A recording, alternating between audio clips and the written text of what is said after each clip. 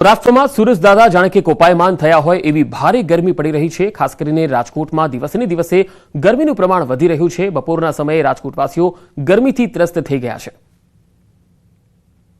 રાજકોટ શહેરમાં આજે orange alert જાહેર કરવામાં આવ્યું છે, ત્યારે રાજકોટમાં પણ વાહન ચાલકો છે તે ક્યાંક ને ક્યાંક અત્યારે જે છે એ ટોપી, ચશ્મા અને રૂમાલ બાંધીને નીકળી રહ્યા છે। ભાઈ, શું કહેશો, આજે કેવી ગરમી છે? ખાસ તમે પણ ટોપી, ચશ્મા પહેરી આજે બહુ જ ગરમી છે। ગઈકાલે પણ બહુ જ ગરમી હતી અને આની અંદર આપણે હાઇડ્રેટ રહેવું પડશે, કારણ કે ગરમી દિવસે ને દિવસે વધતી જાય છે। ટેમ્પરેચર 43-44 બહુ પણ જતું રહેશે આવનારા દિવસોની અંદર। કાકા, આજે કેવી ગરમી છે, શું પરિસ્થિતિ? આજે ગરમી અસહ્ય છે અને મુશ્કેલી બહુ પડે છે બહાર નીકળવામાં, પણ 12 વાગ્યા પછી નીકળ વૃદ્ધોને તો બહુ અસર પડે। 12 થી 6 વાગ્યા સુધી સાંજે નીકળાય નહીં એવી પરિસ્થિતિ અત્યારે આ ગરમીની અંદર થાય છે। રાજકોટના લોકો છે તે આક્રમક ગરમી અત્યારે અનુભવી રહ્યા છે। બીજી તરફ રાજકોટ શહેરના જે મુખ્ય માર્ગ છે, આ રાજકોટ શહેરનો યાજ્ઞિક રોડ માનવામાં આવે છે।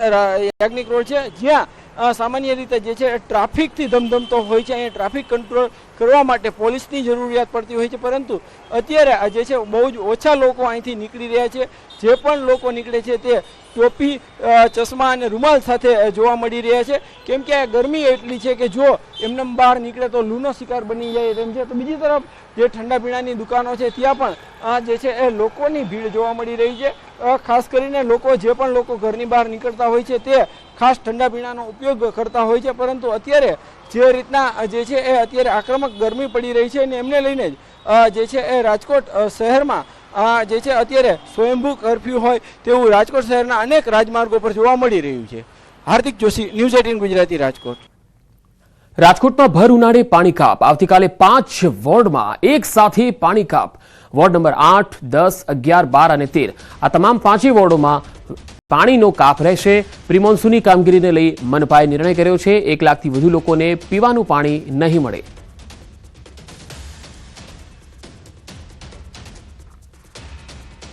કાળઝાળ ગરમીનો કહેર રાજ્યમાં પડી રહ્યો છે, ત્યારે આવી ગરમીમાં ઠંડુ પાણી મેળવવા માટેના ઉપાયો લોકો શોધતા હોય છે। આજના ફ્રીજના સમયમાં પણ દેશી માટલાઓએ પોતાનું અસ્તિત્વ ટકાવી રાખ્યું છે। ઉનાળો આવતા જ થાનના દેશી માટલાની ભરપૂર માંગ રહે છે। થાન પંથકમાં અંદાજે 150થી વધુ ગૃહ ઉદ્યોગોમાં માટલા બનાવવામાં આવે છે। આ ગૃહ ઉદ્યોગના કારણે અનેક લોકોને રોજગારી પણ મળે છે। થાનના દેશી માટલાઓની રાજ્યભરમાં માંગ રહેતી હોય છે। અહીં 8 થી 20 લીટર સુધીની ક્ષમતાના માટલાઓ બનાવવામાં આવે છે।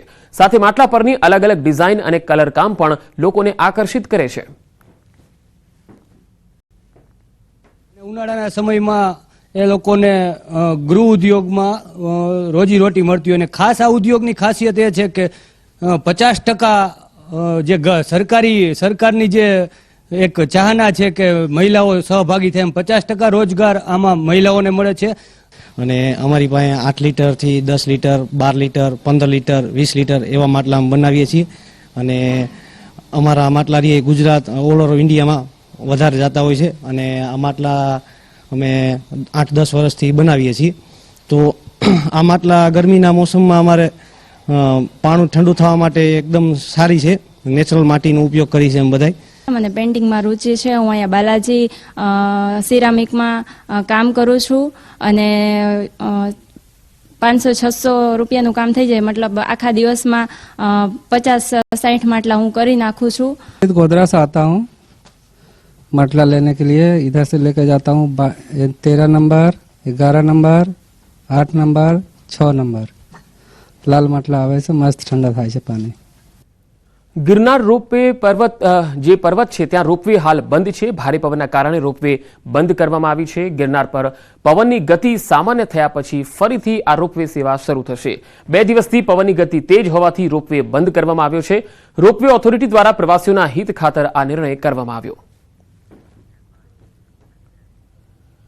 પોરબંદરમાં ગત ચોમાસે પાણીના નિકાલ માટે તોડવામાં આવેલા રસ્તાનું હજુ સુધી પૂરાણ કરવામાં આવ્યું નથી। તાત્કાલિક કલેક્ટરની બદલી થઈ જતા આશરે 500 મીટર જેટલો જે રસ્તો સાઈડમાંથી ખોદવામાં આવ્યો હતો એ હજુ પણ એ જ હાલતમાં છે। રસ્તાની આસપાસ ખોદેલ ભરતીના ઢગલાઓનો ખડકલો દેખાઈ રહ્યો છે। તંત્રએ પતરા ઢાંકી સંતોષ માની લીધો છે। ખોદેલા રસ્તામાં અનેક લોકો અને રખડતા પશુઓ પણ પડ્યા હોવાના બનાવ છે, પરંતુ તંત્ર દ્વારા 7 મહિનાથી વધુ સમય વીતવા છતાં કોઈ જ કામગીરી થઈ નથી. ગત ચોમાસે ભારે વરસાદ પડતા મોટાભાગનો વિસ્તાર જળમગ્ન થયો, જેને પગલે જે તે વખતના તત્કાલીન કલેક્ટરે જાતે વરસાદી પાણીના નિકાલ માટે પોરબંદરની રાજાશાહી વખતની સાંઢિયા ગટરને શોધવા કમર કસી હતી.